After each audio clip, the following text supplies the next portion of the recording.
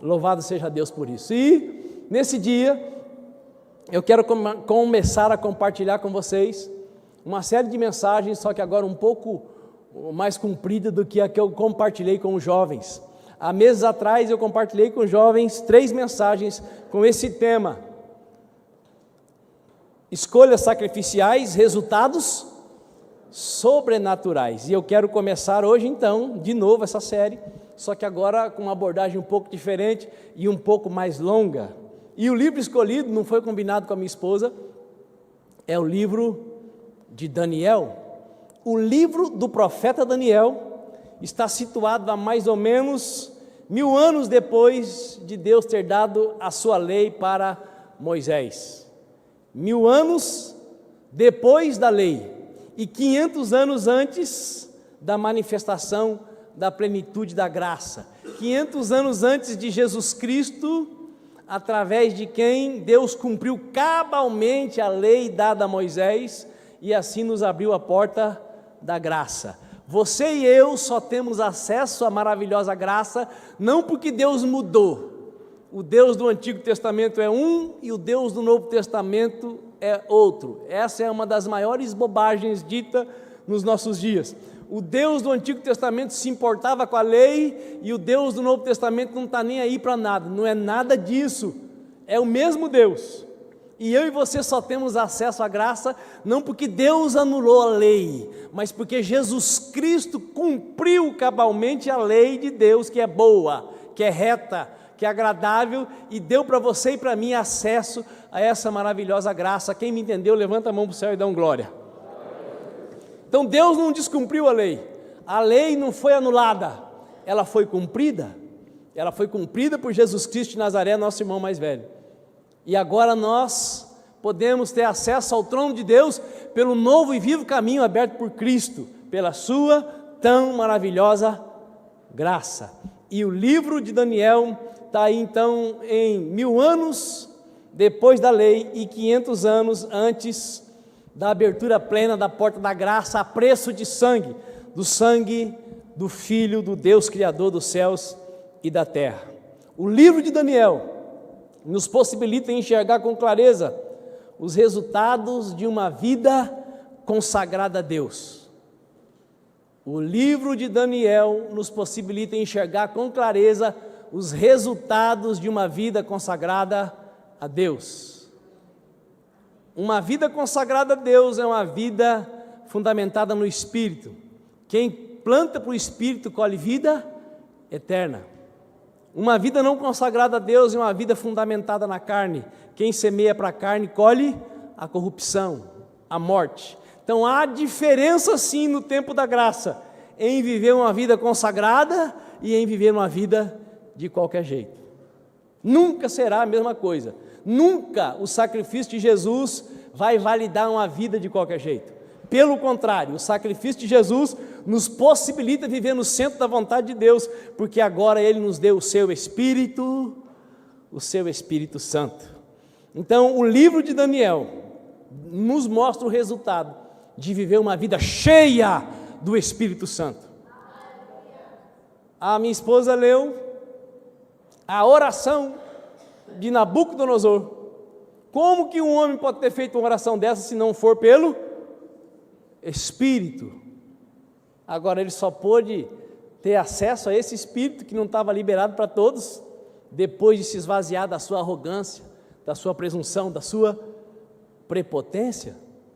Então no livro de Daniel, nós vemos na prática o resultado de fato e de verdade, viver uma vida consagrada a Deus.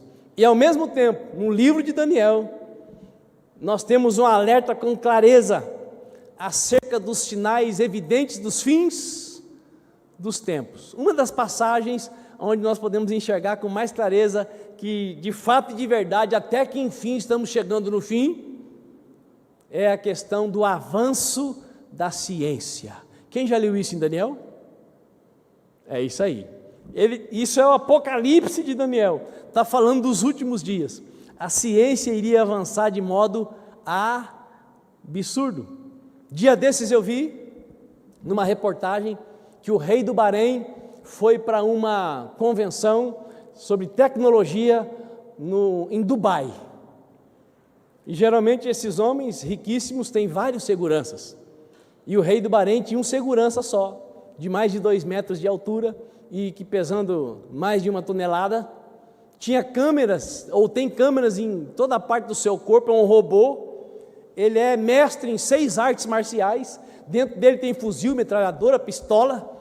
E ele consegue combater 15 homens ao mesmo tempo. Está ouvindo o que eu falei? É o que está escrito em Daniel. Os últimos dias seriam marcados por um avanço da ciência, da tecnologia, que nós não seríamos capazes de acompanhar. Quem viu esses dias um culto criado, dirigido pela inteligência artificial, se não me engano, na Inglaterra? Quem viu? Não viram? Fez fila. O povo fez fila para ir participar de um culto preparado pela inteligência artificial. A inteligência artificial é aquela mesma que pode te ajudar a fazer qualquer trabalho, que pode te ajudar a preparar a pregação. Não coube o tanto de gente que queria participar do culto. Culto sem vida. Culto dirigido, programado, preparado pela inteligência artificial. É o que disse o profeta Daniel, 500 anos depois, ou melhor, antes de Cristo. Diga para o seu vizinho aí, está chegando o dia, está chegando a hora.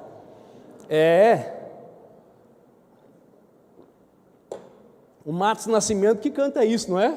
Está chegando o dia, está chegando a hora, a igreja está unida e em breve vai embora.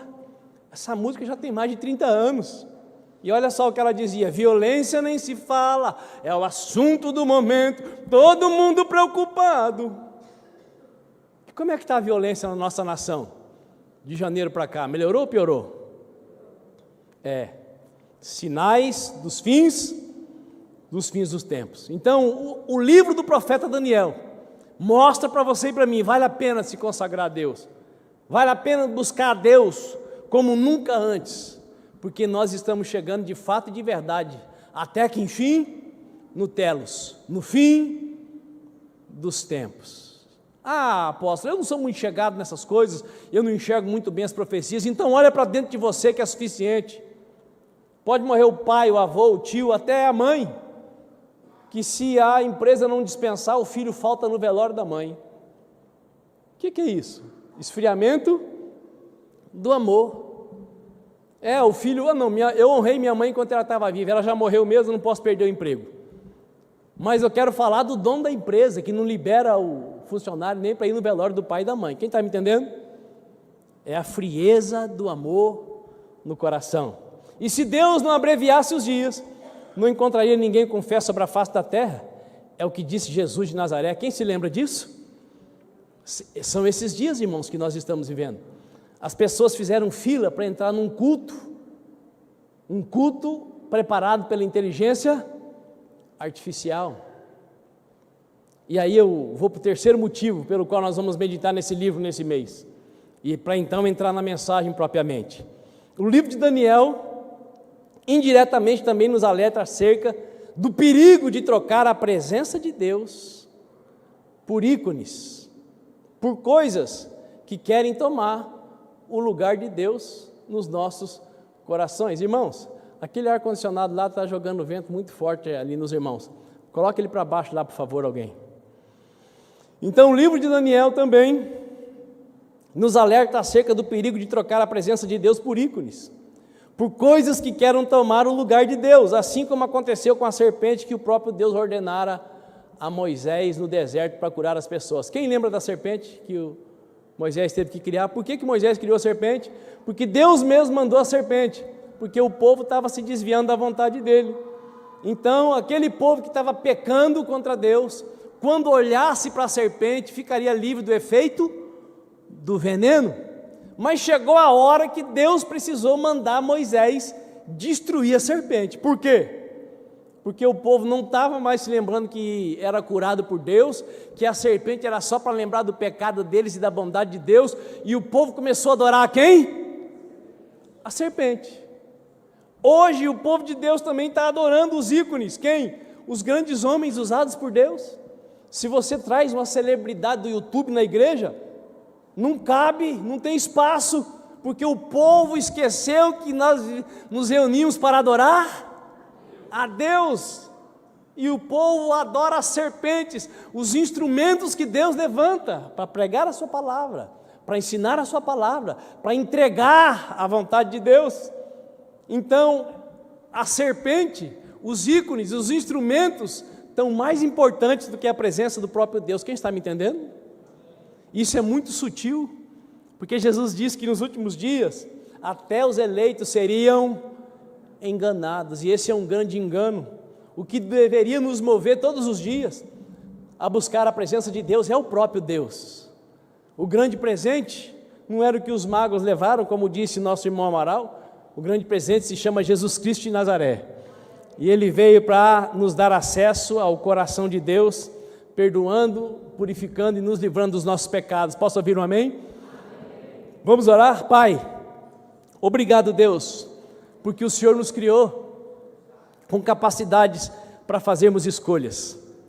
Obrigado, porque as nossas escolhas, segundo a capacidade que o Senhor mesmo nos deu de fazê-las, podem nos conduzir para bem perto da Tua presença, ou para bem longe. Bendito seja o Teu santo nome, por todo o respeito que o Senhor tem por cada uma das Tuas criaturas, por cada um de nós que podemos viver como mais do que criaturas, como filhos. Ó Deus, fala conosco nesta manhã, continue falando conosco nesta manhã, em detrimento de tudo que o Senhor já falou até aqui. Aquieta, Pai, os nossos corações, dá-nos a graça de enxergarmos quão finitos nós somos, como compartilhou minha esposa no início desse culto. Nos ajude a reconhecer que só o Senhor é, que não há outro além de Ti, que não há Deus como Tu, que o Senhor sempre foi, que o Senhor já era e o Senhor sempre será. Por isso nós estamos aqui para Te reverenciar, para Te exaltar, para Te adorar, para Te engrandecer, em nome de Jesus de Nazaré. Amém e amém. Abre então a sua Bíblia junto comigo, em Daniel, capítulo 1, versículo 20. O que falamos até aqui, esses 3 pontos, é a introdução à nossa série. Agora vamos então para a mensagem, debaixo desse tema, escolhas sacrificiais e resultados sobrenaturais. Como é maravilhoso nascer uma criança. É mais maravilhoso para o pai ou mais maravilhoso para a mãe?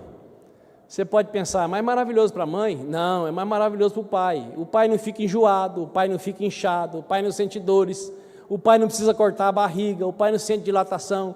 É maravilhoso para o pai. Para a mãe, também, mas ela sofre que não é brincadeira. Por isso que o pai só tem consciência da paternidade depois que a criança sai da barriga, sim ou não? Então, ser pai e ser mãe é uma escolha sacrificial. Dores, o pai vai sentir depois as dores, principalmente no bolso.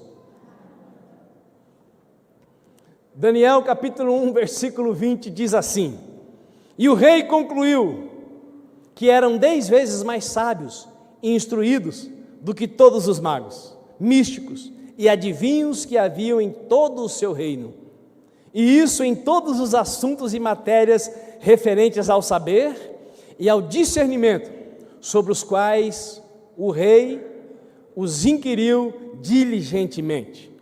Assim Daniel permaneceu como oficial do rei até o 1º ano de Ciro, o imperador. Olhe para cá, por favor. Pois bem, quero começar com uma pergunta. Quem sabe o nome desses a quem esse texto sagrado estava se referindo? Quem aqui já leu o livro de Daniel? Nem todos. 4 jovens aqui: Daniel, Misael, Azarias e Ananias. 4 jovens que foram escolhidos para assistir diante do homem mais poderoso da terra naqueles dias, Nabucodonosor, aquele que minha esposa no começo do culto leu o texto sagrado dizendo que ele se tornou um comedor de capim, porque ele era um bom demais aos olhos dele mesmo, foi comer capim. Nabucodonosor, o homem mais poderoso da terra, subjugou o povo de Deus com a permissão de Deus e escolheu então, através dos seus servos, 4 jovens incomuns, 4 jovens de destaque no meio do povo de Israel. E esses 4 jovens eu costumo chamar de O Quarteto Fantástico da Bíblia Sagrada. Quem se lembra do Quarteto Fantástico? Isso faz tempo, né? O Quarteto Fantástico. Então, esses jovens aqui eram o Quarteto Fantástico da Bíblia Sagrada: Daniel, Ananias, Misael e Azarias. Em Daniel capítulo 1, versículo 6, nós podemos ver o significado desses nomes. Daniel significa Deus é meu juiz. Ananias, Yahvé é misericordioso. Misael, ninguém se compara a Deus. E Azarias, Yahvé é meu socorro.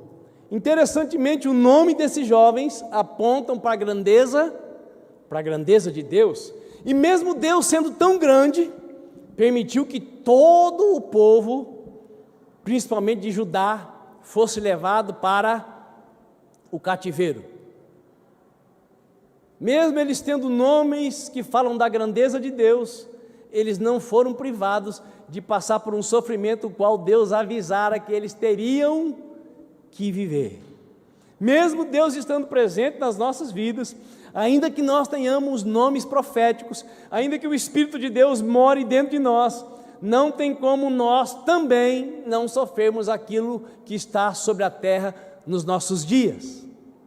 Por exemplo, quem anda na presença de Deus, quem tem comunhão com Deus, nesses dias está vivendo debaixo de uma mensagem que diz o seguinte: você não está fazendo o suficiente. Será que você está fazendo certo? Será que do jeito que você está fazendo vai dar certo? Você deveria fazer mais. Quem tem percebido isso? Quem não anda com Deus, quem não tem intimidade com Deus, ainda que tenha uma vida muito boa, a mensagem principal dessa opressão que está sobre toda a terra manifesta-se na mente dessas pessoas dizendo: o melhor para a minha vida era não ter vida mais, era morrer. Você deve ter amigos que mesmo tendo uma vida razoável, tem pensado em morrer, tem pensado que a vida não vale a pena. Se você não conversa muito com seus amigos, então pelo menos você deve estar vendo as notícias, que de algum tempinho para cá, o suicídio aumentou 30%, 40%, 50% no Brasil e no mundo. Quem está sabendo disso, levante a mão. Quem está sabendo que os medicamentos para dormir e para acordar estão rendendo mais do que armas, mais do que material bélico? Quem está sabendo? É o efeito da falta da presença de Deus. Crer em Deus não é o mais difícil, mas buscar a Deus está cada dia mais difícil. Quem concorda comigo, dá um sinalzinho para ver se não estou viajando na maionese. Essa é a realidade desses dias que nós vivemos. E esses 4 príncipes, jovens, mais provavelmente adolescentes, na casa dos 16, 18 anos, foram arrancados do seio dos seus familiares e levados prisioneiros, como eu já disse, pelo maior império da época, o Império Babilônico. Esses jovens saíram da condição de príncipes de Israel e se tornaram prisioneiros do Império Babilônico, e de prisioneiros para escolhidos pelo homem mais poderoso da terra. Esses jovens tinham tudo para pensar: nós somos o ó do Borogodó, nós temos direito de fazer tudo o que nós bem quisermos, porque todo o nosso povo está se lascando e nós estamos numa boa, nós estamos por cima da carne seca, porque a parentela deles, os amigos deles e, como eu já disse, os integrantes de sua tribo tornaram-se escravos, submetidos a serviço de escravo, comida de escravo, vida de escravo. Como é que vivem a maioria das pessoas que estão ao seu redor? Elas são livres? Quantas pessoas você conhece que conseguem passar um dia sem o celular? Quantas pessoas você conhece com quem você consegue sentar 1 hora sem que ela fique o tempo inteiro com a cara enfiada no celular? Quantas? Está percebendo aí não? A escravidão pós-moderna? Um dia inteiro recebendo informações que não servem para quase nada. Os 4 jovens foram levados à posição de nobres babilônicos, com direito a Wi-Fi, 500 mega, iPad, iPhone, MacBook, Burger King, McDonald's, etc, etc, etc. Tudo que tinha do melhor naquela época, esses jovens tiveram acesso. Além de se tornarem estudantes patrocinados pelo homem mais poderoso da terra. Futuros assessores do homem mais poderoso da terra. Eles provavelmente também tinham acesso a toda a promiscuidade praticada nas famosas festas de orgias dos babilônicos, que são a personificação de tudo que não presta. Então, esses jovens foram escolhidos para viver o sonho da maioria dos pais evangélicos para os seus filhos. A maioria dos pais cristãos estão mais preocupados que os filhos sejam bem-sucedidos em tudo que a terra oferece, do que em os filhos terem intimidade com o Pai, o Filho e o Espírito Santo. Talvez você seja um pai desses, porque nem eu e nem você estamos livres dessa pressão. Esses dias eu tenho me pego pensando, o que meu filho vai fazer? Está com 16 anos, o que ele mais gosta de estar com o pai e com a mãe. Não está preocupado com roupa de marca, com tênis de marca e nem viajar para lugar nenhum. Isso é muito bom. Mas por outro lado, volta e meia eu me pego pensando, o que será que ele vai trabalhar? Precisamos pensar, mas isso não deveria ocupar a nossa mente, de modo que nós estivéssemos dispostos a oferecer os nossos filhos para qualquer serviço, para ter aquilo que os príncipes deste mundo oferecem, aquilo que Nabucodonosor ofereceu para os 4 jovens. Porque se nós não tomarmos cuidado, entre nós e os pagãos quase não há diferença. A preocupação com as coisas que vão passar, às vezes dentro de nós está maior do que sobre os pagãos, porque nós temos mente mais vivaz, consciência mais sensível. Quem está me entendendo? Levante a mão, dá um sinalzinho por bondade. Jesus disse que nos últimos dias, até os eleitos, se não prestassem atenção, se não vigiassem, seriam enganados. Está conseguindo acompanhar o raciocínio? Está conseguindo perceber? Esses jovens então eram o suprassumo do seu povo. E Daniel e seus 3 jovens amigos optaram por consagrar-se a Deus. Optaram por absterem-se de todos os privilégios, de todos os prazeres oferecidos, seja pela comida, as festas ou as demais oportunidades consagradas aos deuses babilônicos. Um dos jogadores mais famosos da nossa nação, um jovem privilegiado, que aliás foi descoberto por um time sagrado do Brasil. Qual é o time sagrado do Brasil? Santos. Santos. O Neymar nasceu lá no time dos Santos. O Neymar diz por aí que é cristão, crente. Quem já ouviu falar? Levanta a mão por misericórdia. Neymar é crente, só se for crente do Satanás. Porque a gente vê o Neymar fazendo tudo que o diabo aprova, e dificilmente você vê o Neymar fazendo alguma coisa que Deus aprova. Ele não está entre aqueles que gastam boa parte do dinheiro com obra social, embora ele faça também. Não sei se você está me entendendo. Não, mas aí ele fez obra social, é um bom sinal. Aí ele pode pegar quem ele quiser, ele pode se prostituir à vontade. Quem peca contra o próprio corpo, peca contra a si mesmo. Quem destruir o santuário de Deus, Deus o destruirá. Esses são os tempos que você e eu estamos vivendo. Tempo que, se nós não vigiarmos, se nós não nos consagrarmos, nós achamos que estamos no centro da vontade de Deus, que a maioria que vive do jeito que quer, não está nem aí para se consagrar, está vivendo na vontade de Deus, só porque tem uma marca, só porque tem um rótulo, só porque dá dízimo, só porque dá oferta. Pergunta para o seu vizinho, está entendendo? Esse é um alerta. Por que esse alerta, apóstolo Lucas? Porque a trombeta vai soar, irmãos. A trombeta vai soar. Eu creio nesse tal de Jesus de Nazaré. Alvo mais que a neve, alvo mais que a neve, se nesse sangue lavado, mais alvo que a neve serei. Lavado nesse sangue para quê? Lavado nesse sangue para ficar para sempre na terra? Não, é lavado no sangue para entrar no novo céu e na nova terra. Mas se nós não atentarmos para isso, nós ficamos hipnotizados com tudo que esse mundo nos apresenta.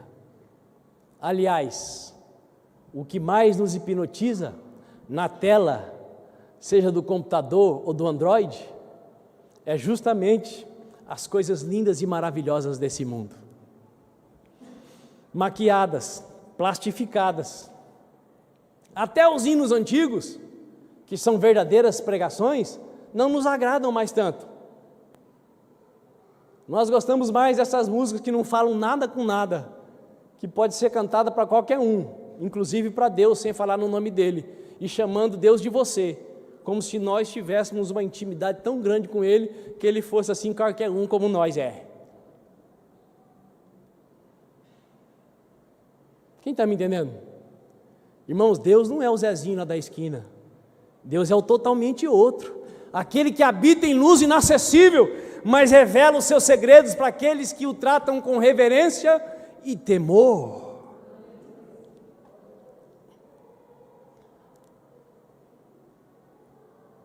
Se nós fizermos um paralelo entre as ofertas feitas aos 4 jovens judeus na Babilônia e as ofertas, as oportunidades disponíveis para os jovens cristãos e também para cada um de nós, nós constatamos que a situação daqueles dias é bem parecida com a situação dos nossos dias.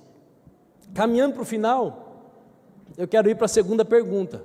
A primeira é quem sabia o nome do quarteto fantástico, não é? Daniel, Misael, Azarias e Ananias. A segunda pergunta: como Daniel e seus 3 amigos conseguiram ter 10 vezes mais sabedoria e conhecimento acerca de todos os assuntos e matérias referentes à cultura babilônica, se eles abriram mão de aculturar-se plenamente aos babilônicos? Como eles tiveram 10 vezes mais sabedoria e conhecimento, tendo o mesmo treinamento que os demais? Como? Aí entra o sobrenatural. O sobrenatural é resultado de uma escolha sacrificial. Enquanto todo mundo vai beber vinho, vai comer carne importada, vai viver isso, vai viver aquilo, nós vamos ficar só com água e legumes. Nós vamos ficar só com água e legumes, porque todas essas coisas maravilhosas têm que passar pela mesa do rei. E tudo que vai para a mesa do rei, antes de passar para a sua mesa, é consagrado aos seus deuses, aos seus ídolos. E nós não nos contaminamos com nada consagrado a ídolo.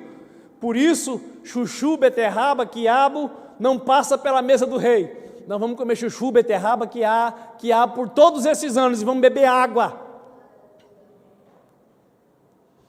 Resultado, 10 vezes mais sábios e doutos que todos os outros sábios. Quem que operou isso na vida deles?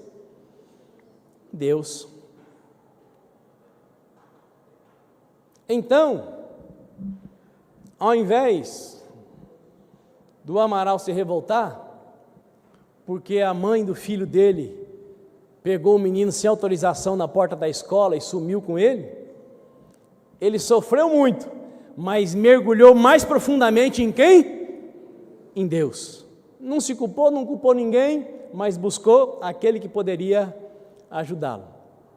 Porque para não ficar doido com o sumiço do filho em 6 meses, só com a ajuda de Deus, não é?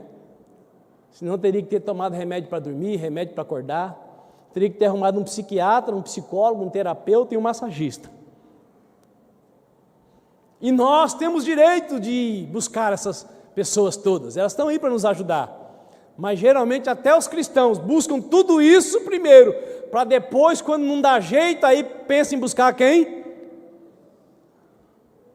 Aquele que Nabucodonosor reconheceu como o Pai da eternidade, aquele que reina em todos os lugares. Então esses 4 jovens, ao invés de se revoltarem contra Deus, por terem sido levados prisioneiros e terem ficado sem os seus familiares, eles decidiram honrar a Deus. Eles decidiram honrar a Deus guardando a lei de Moisés, se abstendo de manjares consagrados a ídolos pagãos. Esses jovens decidiram honrar a Deus. Irmãos, às vezes nós achamos que as crianças, elas não entendem as coisas relacionadas a Deus. Você está enganado. As crianças entendem até o que você não entende. Elas manuseiam os eletrônicos 10 vezes melhor do que cada um de nós, do que qualquer um de nós. Se elas são capazes de entender o que nós não entendemos, vocês acham que elas não conseguem entender o que nós entendemos? Lá na nossa célula, que acontece toda quinta-feira, eu fico abismado com algumas coisas que o meu sobrinho de 8 anos fala. É impressionante. E agora tem um outro rapazinho que foi pela primeira vez, chamado, se não estou enganado, Felipe. Esse garotinho também falou algumas coisas impressionantes, porque às vezes nós achamos que é tortura as crianças ficarem junto conosco, quando nós estamos falando das coisas de quem? De Deus. Aí nós damos o celular para elas colocarem na cara, para elas ficarem entretidas comendo um mundaréu de lixo, porque só profecia, irmãos, de que elas serão poderosas em Deus não é suficiente, não. A profecia é necessária, nós temos que orar e profetizar, mas se os pais não ensinarem em casa, vai ficar mais difícil de acontecer, pode demorar mais, elas vão, quem sabe, ter que se desviar, sofrer que nem nós sofremos para um dia chegar em Jesus. Quem me entendeu? Esses jovens não ficaram revoltados, eles não se rebelaram, pelo contrário, eles decidiram guardar-se na vontade de Deus anunciada naqueles dias através da lei de Moisés. Eles abriram mão dos manjares e dos ídolos pagãos. A maioria dos nossos sofrimentos não são porque nós não temos acesso à presença de Deus, mas é porque nós não temos acesso ao que o Neymar tem, ao que a Anitta tem, ao que algumas pessoas têm.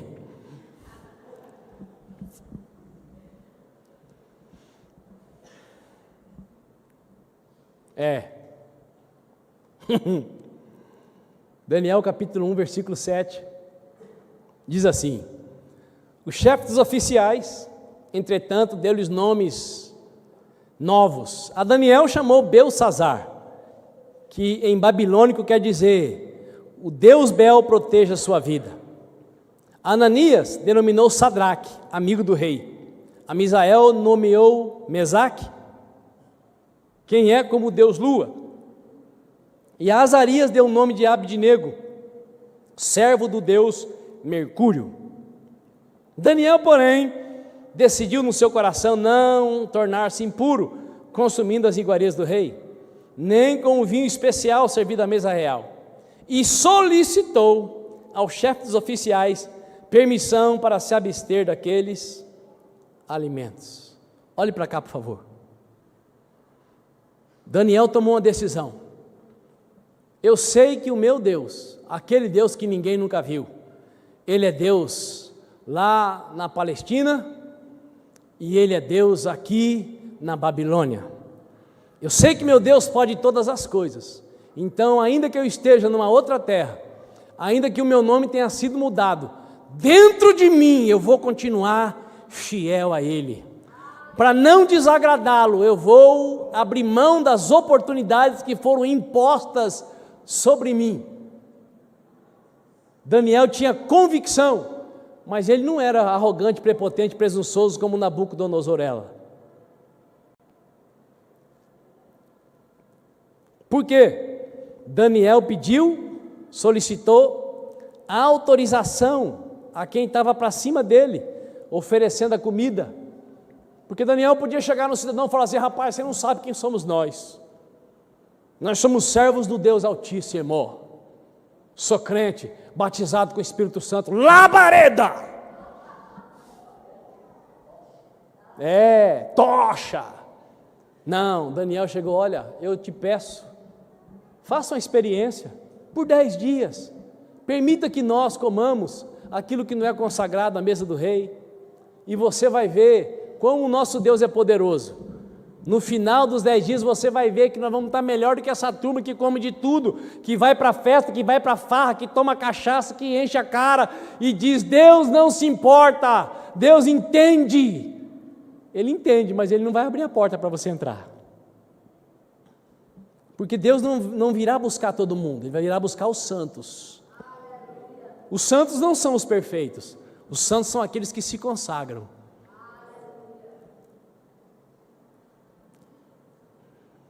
A maior desgraça, preste atenção, a maior desgraça da vida do ser humano, principalmente os mais jovens, ou aqueles que têm idade biológica avançada, mas têm ainda cabeça de criança, é usar a sua força, o seu ímpeto, para se levantar contra a autoridade,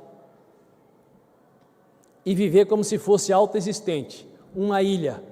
Não precisa prestar conta para ninguém, dar satisfação para ninguém. Eu sou eu, o centro do universo.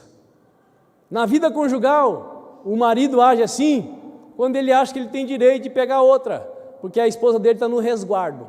A época que os homens mais traem, mais caem na tentação, quando a esposa não pode fazer.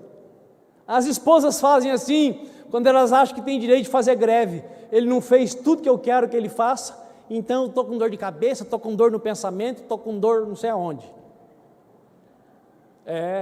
Você está se colocando como maior. Pode parecer bobinho o que eu estou falando, mas é real. Isso acontece quando você lá no seu trabalho, sem a vista do seu patrão, do seu gerente, do seu chefe de repartição, você mata serviço. Você está se rebelando contra a autoridade, porque nós, os consagrados, quer comendo, quer bebendo ou fazendo outra coisa qualquer, nós devemos fazer tudo para a glória de Deus. Quando a minha vida é consagrada, todos os meus atos vão glorificar a Deus, e há uma recompensa para isso. Só que para viver assim, é preciso decidir no coração fazer escolhas sacrificiais. Rogo-vos, pois, irmãos, pelas misericórdias de Deus, que vos apresenteis diante de Deus como uma oferta de sacrifício vivo. Deus, irmãos, não é um velho bonzinho, isso é um engano. Esse Deus que é um velho bonzinho, caduco, que é comprado com dízimo e oferta, não existe. O Deus da Bíblia, que fala que nós devemos dizimar e ofertar, é o dono de tudo, e Ele nos instrui em todas as áreas, também nessa, para o nosso bem. Ele sabe o que é melhor para a sua vida e para a minha. Posso ouvir um amém? A maior desgraça na vida do ser humano é comportar-se como se ele fosse autoexistente, se levantando contra a autoridade. Exemplo até tosco. Sabe o flanelinha que pede para cuidar do seu carro? Você estaciona o carro na rua e o sujeito: posso cuidar? Não está cuidando nem dele, mas quer cuidar do seu carro. Você fala: pode. Você deu autoridade para ele, sim ou não? Deu autoridade para ele. Se depois que você voltar, você não der pelo menos uma moedinha para ele de 5 centavos, você está desonrando a autoridade, sim ou não? Não, vou falar que pode cuidar para ele não riscar meu carro, porque os infelizes fazem isso, né? Se você fala que não precisa cuidar, você vai descobrir alguma marquinha no seu carro depois. Mas se você diz: pode cuidar, ainda que seja a moeda mínima, você precisa dar para a mão dele, porque você não combinou o preço, então você dá o que você quiser.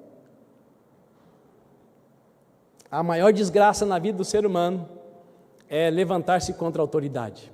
Pode prestar atenção no meio da sua parentela. Quem são os que vão bem? Os que honram os pais ou os que são tupetudos e batem de frente? Os que honram. Todos os tupetudos se lascam na vida, mais cedo ou mais tarde. Porque a Bíblia diz que aquilo que o ser humano planta, ele vai colher. Preste atenção no que eu vou dizer agora, muita atenção. Deus é quem honra quem anda pelo caminho da honra. Por que esses jovens ficaram 10 vezes mais sábios? Porque eles decidiram honrar a Deus e Deus os honrou. E Deus não te honra, Deus não me honra no natural, porque o natural cabe a você, o natural cabe a mim. Esses jovens ficaram lá estudando também, só que o que eles estudaram foi inflacionado por aquele que pode todas as coisas. Daniel, Deus fez com que o chefe dos oficiais fosse bondoso para com Daniel e demonstrasse consideração por ele. Por que Deus operou no coração do chefe dos eunucos? Por que Deus fez com que o chefe dos oficiais fosse bondoso com Daniel? Porque Daniel chegou peitando o homem? Foi assim que Daniel fez? Não, Daniel chegou como Jesus chegou na terra, nascendo numa estrebaria. Daniel chegou com humildade. Daniel não chegou por cima, na ostentação, na opressão. Isso não tem semelhança com Jesus, irmãos. Quem chega assim é o Satanás, ele que arromba a porta. Deus fez com que o chefe dos oficiais fosse bondoso com Daniel, porque Daniel chegou com respeito e humildade para viver a decisão que nascera no seu coração. Concluindo, 3 perguntas para você. Primeira, o toque de Deus no chefe dos oficiais resolveu tudo para Daniel, Mesaque, para Daniel, Ananias, Misael e Azarias? Ou ainda foi preciso que eles participassem do processo de aceitação do pedido de Daniel? Daniel fez o pedido e foi tudo instantaneamente resolvido? Ou eles precisaram participar para que o processo pudesse avançar? Primeira pergunta. Segunda, a decisão de se consagrar a Deus, de se santificar para Deus, traz para as nossas vidas só privações ou também recompensas? Porque tem muita gente que pensa que ser crente é chato. A minha Bíblia diz que ser crente, ser consagrado, é viver em novidade de vida. Chato é viver só para trabalhar, dormir e festar. Chato é só encontrar alegria no copo. Chato é só encontrar alegria na casa de prostituição. Chato é não conseguir ser fiel à pessoa a quem nós dizemos que amamos. Porque só consegue viver livre disso quem tem uma vida consagrada. Chato é ficar mentindo para si mesmo todo dia. Porque quem mente para os outros, mente primeiro para si mesmo. Maravilhoso é viver na presença de Jesus. Vida consagrada, vida através da qual Deus pode nos levar 10 vezes além em todas as áreas que o ser humano está se matando para conquistar um pouco. Você e eu vivemos na era da informação. Você pode saber o que você quiser, basta fazer uma pergunta para quem? Para o Google. E eu te pergunto, as pessoas que vivem ao seu lado, ao seu redor, elas estão melhores do que os seus pais foram? Do que os seus avós foram? Essas pessoas que têm tanta informação, elas honram o fio do bigode, elas honram a palavra que sai da boca delas, elas têm compromisso. Hoje em dia nem os cristãos mais têm compromisso. Se os pastores não fizerem o show e não disserem tudo que a crentalhada quer, a maioria carpe o pé. É muito fácil largar de tudo.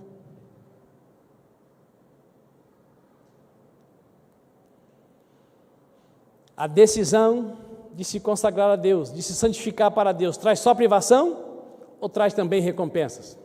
Terceira e última pergunta. Vida consagrada me leva a viver como pessoa comum, normal, preocupada apenas comigo, ou me leva a uma categoria e prática de vida diferenciada?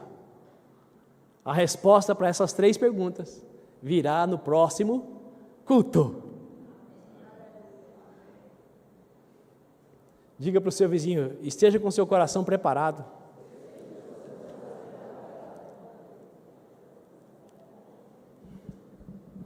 Então vamos concluir. Hoje é culto de ceia. Nós geralmente temos até 12h30 no culto da ceia, mas vamos terminar antes. E nós vamos apresentar o Benício ainda, abrimos uma exceção, né? Porque a família veio de longe, então não podíamos deixar de atender o pedido da nossa irmã, Maria Edna. Quero concluir te fazendo um convite. Convite de fazer um pacto com Deus. Um convite de dizer para o seu Deus nessa manhã: Pai, eu estou disposto a consagrar a minha vida totalmente à tua vontade. Pai, eu vou abrir mão desse queijo italiano, desse vinho não sei da onde, dessa carne de porco da Índia. Vou ficar com chuchu, com a beterraba, com o pepino, com a cebola. Pai, eu vou abrir mão de abandonar quem está comigo para ir atrás de alguém que me dê mais prazer. Pai, eu vou abrir mão de ficar abrindo a minha boca para falar mal da vida dos outros, porque não estão fazendo direito aquilo que eu nunca fiz. Pai, eu vou abrir mão de gastar a maior parte do meu tempo nas mídias sociais, com as séries maravilhosas dos tantos meios que existem hoje. Eu quero continuar esse convite de consagrar a sua vida totalmente à vontade de Deus. Quero te desafiar a dizer a Deus nessa manhã: Pai, eu estou disposto a abrir mão até do que é lícito, para ser levado além pelo teu poder. Eu estou disposto a abrir mão até do que é lícito, para viver uma vida sobrenatural. Eu abro mão do direito de ser revoltado, do direito de me revoltar, de me rebelar, de murmurar, para me tornar alguém totalmente inclinado para honrar e obedecer. Porque o maldizente não consegue ser obediente, porque a boca fala do que está cheio o coração. Por isso somos convidados a em tudo dar graças. Não é possível ter uma língua preta, suja, emprestada para o diabo e viver uma vida consagrada, santificada, sobrenatural. Não é à toa que a Bíblia Sagrada diz: em tudo dai graças. Esse é o convite que eu tenho para você nessa manhã. Convite de consagrar a sua vida totalmente a Deus. Convite para abrir mão até do que é lícito, para viver vida sobrenatural. Convite para abrir mão do direito de revolta. Revolta com Deus, revolta com os pais, revolta com o cônjuge, revolta com a vida.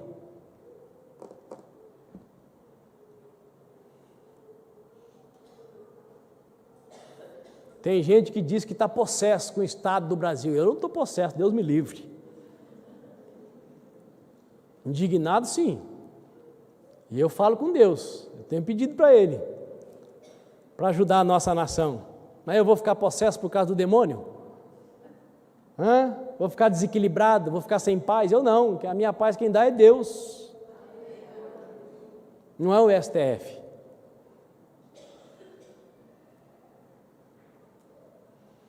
Eu quero orar por você, que nesta manhã está disposto a fazer esse pacto com Deus. Qual o pacto?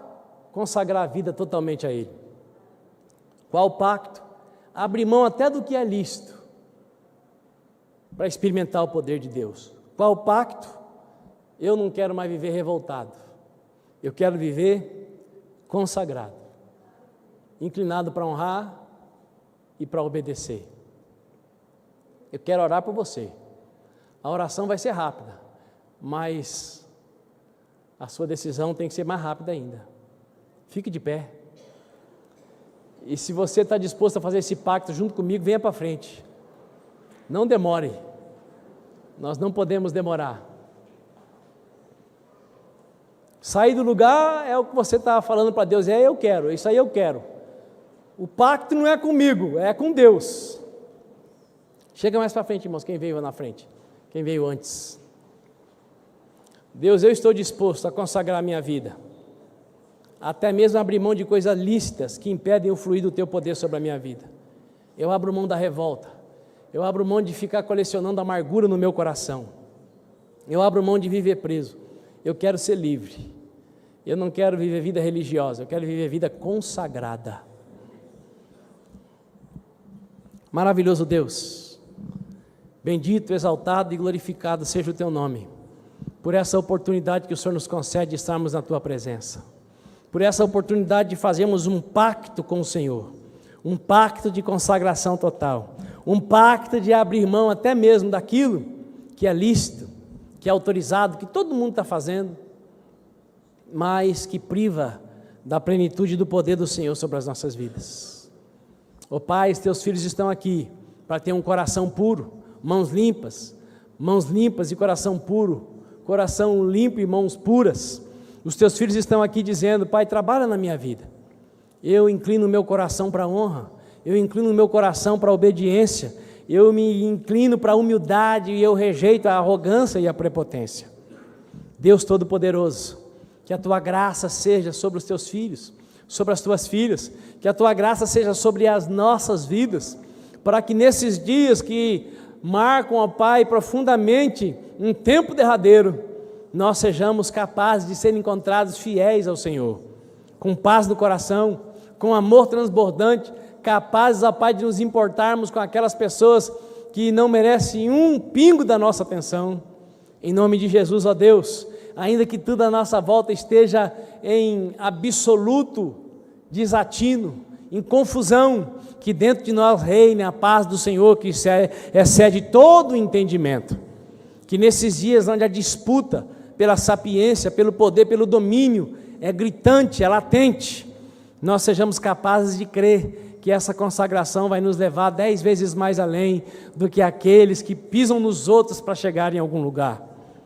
Em nome de Jesus, Deus de Abraão, de Isaque e de Jacó, glorifica o teu nome nas nossas vidas, glorifica o teu nome na vida de cada pessoa que nesta manhã veio prestar culto ao Senhor nesta casa de oração. Que venha sobre nós um alívio, que venha sobre nós um renovo, que venha sobre a vida de cada pessoa que aqui está, ó Deus, libertação mental, que os sofismas e as fortalezas mentais sejam quebradas no nome de Jesus, que os vícios cibernéticos deem lugar ao domínio próprio, e nós sejamos capazes de dominar também os nossos eletrônicos, bem como a nossa mente, a nossa alma, os impulsos da nossa carne, em nome de Jesus Cristo de Nazaré. Amém e amém. Dê um aplauso ao Senhor. Aleluia. Volte para o seu lugar, por favor.